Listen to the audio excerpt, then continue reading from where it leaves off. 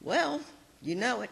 Male-dominated theology from ancient times to the present, so powerful that it has been spilled over into the secular aspects of life. And we can see this now in the current presidential election, or the runoff for the current presidential election. The majority of us, whether churched or not churched, doesn't matter, have thought for centuries that a male deity created the universe and man in his own divine image, and created woman as an afterthought to obediently help man in his endeavors. The major societies were Christianity, Judaism, and Islam.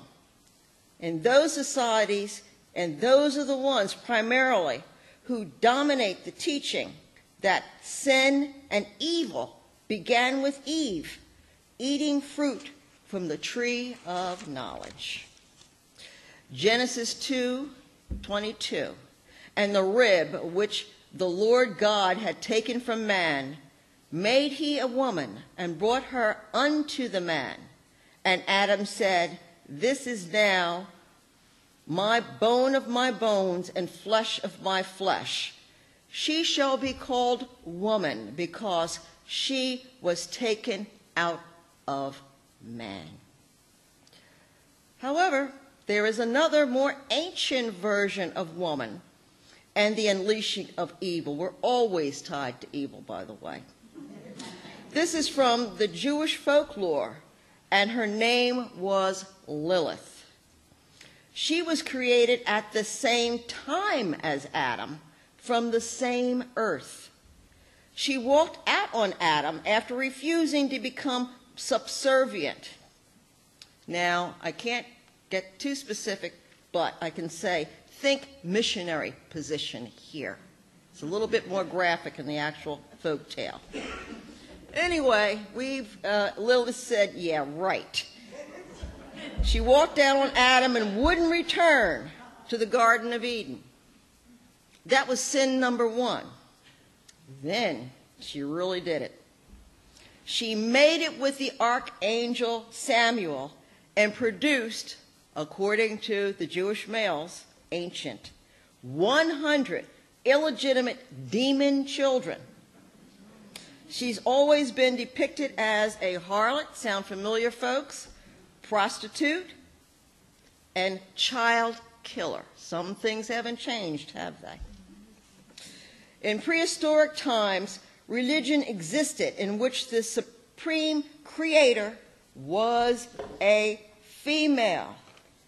Yes, folks, there was a time when God was a woman.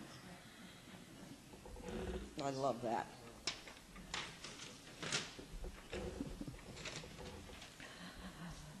God was a woman, the goddess, the divine ancientress, ancestor. The ancients worshipped her from the beginning of the Neolithic period, which is about 7,000 BC. And statues and some writings have been found of the woman supreme going back to the Paleolithic era, which is 25,000 BC. We ruled and we reigned until the closing of the last goddess temple about AD 500. Now, as most of us should know, Abraham was the first prophet of the Hebrew Christian God, Yahweh or Jehovah. It is believed he lived, by most scholars, no earlier than 1800 BC, and possibly as late as 1500 BC. So we had the power for a lot of centuries before that. For thousands of years, both religions existed simultaneously among neighboring tribes. Evidence shows that the female religion didn't fade away naturally. Of course not. We were the victim, as usual, of centuries of persecution and suppression by advocates of the newer religion, which held male deities as supreme. Alfonso de Lamartine says, "There is a woman at the beginning of all things." And George Bernard Shaw said, "Women reduce us all to a single denominator." I call that denominator Lucy. And Lucy was out of Africa. The following is by Eileen Foxworth from the Ain't I a Woman anthology of women's poetry. Yes, I'm an African woman. I am the Eve of Adam. I am Queen Hassep. I am Nefertiti, and the fallen heroes plus ancient pharaohs are watching over me. Yes, I am an African woman, and like the rainbow, I have embraced the world and given it my primary colors. I am Queen Nzinga. I am Queen Amina. I am Harriet Tubman. I am Mabuya Nahanda. And behold, I have been pushed down to the ground with only my bare hands to use as a cup. But I have fought many wars, plus untold battles, and I have always pulled myself back up. Yes, I am an African woman standing tall as a cypress tree. I am fearless, and my heroes and pharaohs are watching over me. That's what I call womanist poetry, womanist spirituality, a point of view from women of color. And I had to bring this in. Cleopatra, folks, and Nefertiti looked like me, not like you.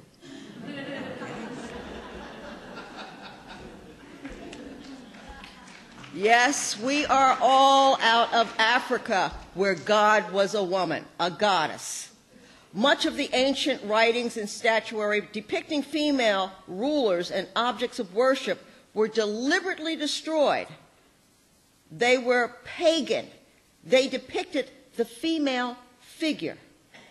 Deuteronomy 12:2, as commanded by Yahweh, you must completely destroy all the places where the nations you dispossess have served their gods. Set fire to the carved images of their gods and wipe out their name from that place.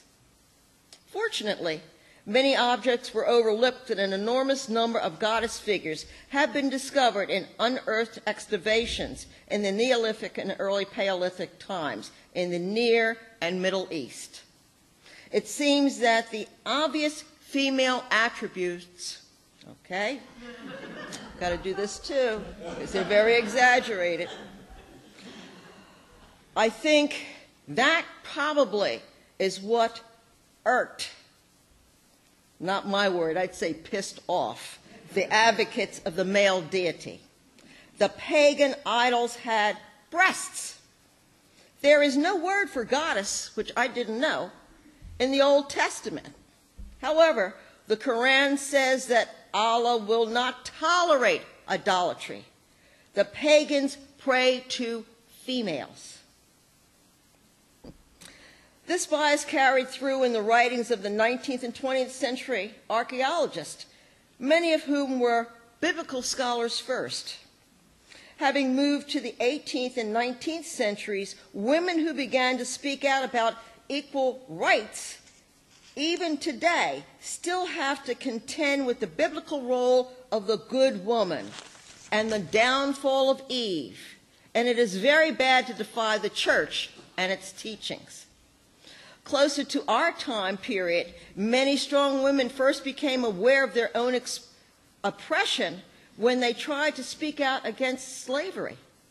When Sarah and Angelina Grimke began touring New England to speak out against slavery, this is about 1836, the Congregational Ministers of Massachusetts issued a statement attacking them. It's a little quote. When she assumes the place and tone of man as a public reformer, she yields the power which God has given her for her own protection, and her character becomes unnatural. Know that the 15th Amendment to the Constitution granting free men of color the right to vote was passed many decades prior to that for women. How many know that the Six Nations, also known as the Iroquois Confederacy in this country, was the oldest living participatory democracy on earth? I didn't. The original United States representative democracy, fashioned by Benjamin Franklin and Thomas Jefferson, drew on this confederacy of nations, not the Greek Republic. And as to the role in that confederacy, which, by the way, by the 1700s was over 800 years old. This is a woman speaking as an Iroquois. We are the mothers, the daughters, and the grandmothers, and the sisters. We own the home, the children, and the final say. We are looked at as equals to men and have always had equal rights in our societies. It is the clan mothers who listen to their clans and bring their clan wishes together with the other clan mothers, who discuss and then bring the decision to the chiefs to be acted upon. If the chiefs do not like our decision, they may bring it back to the clan mothers to be discussed. But it's the clan mothers who have the final say. And if they do not change their minds, then it is up to the chiefs to carry out their wishes. I love that. This might seem to be a matriarchal society, but it isn't entirely. So it is that the men still stand before us as representatives of our nations and our protectors. We are a matrilineal society, and our clan and citizenship are through the mother's lines, not the father's.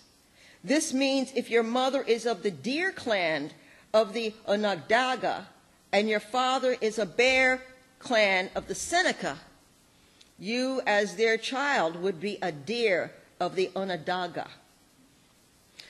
As far as what you may be asking about our traditional roles might be, then we took care of the home and cooked and raised the children.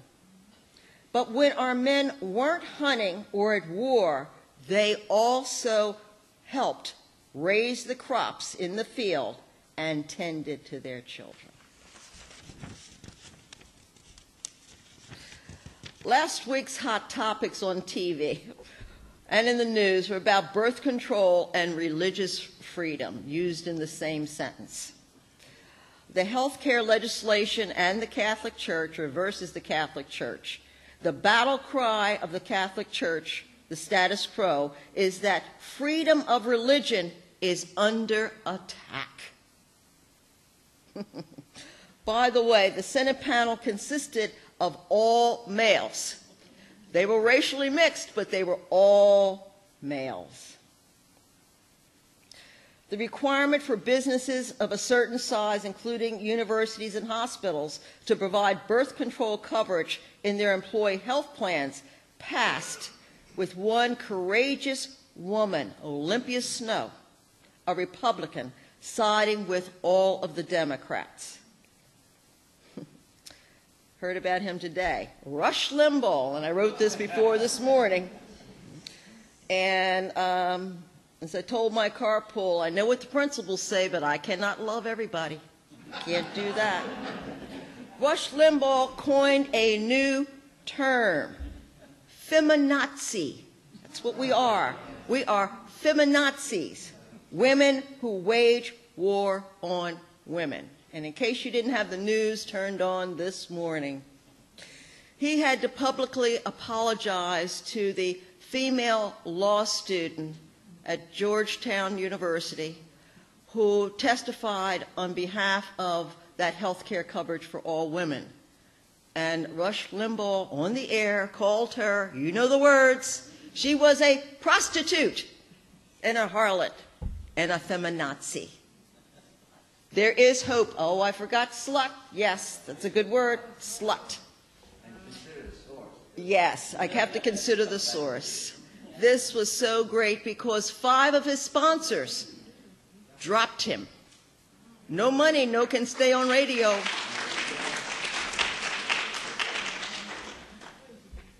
I love that. I had a good laugh. It made my morning this morning. There's one other woman I'd like to mention briefly, and she's from Afghan.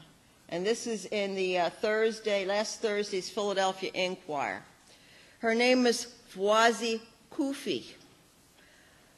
She's the 19th of her father's 23 children by 7 wives. Now, you know, if it was reversed, we would be called prostitutes and harlots and sluts, but that's an aside. As a baby, she was put outside to die after she was born because she was a female. Badly burned by the sun, she survived. Backed by her strong-willed, illiterate mother, she overcome the horrors of civil war and Taliban rule to become a leading member of the Afghan parliament and a probable 2014 presidential candidate. She has a book out, by the way, or coming out, called The Favored Daughter, One Woman's Fight to Lead Afghanistan into the Future.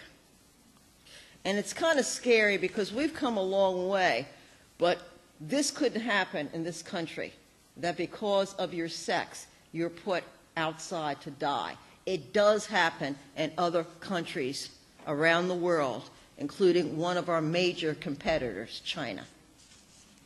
Not good to have girl children. We have no value. Too many of them. Got to have one for procreation, for breeding. Came across a gentleman from the 18th century by the name of Joseph Addison. He was a politician, a writer, and a poet. He said, "Justice discards party, friendships, kindred, and therefore is represented as blind." Let me read this again.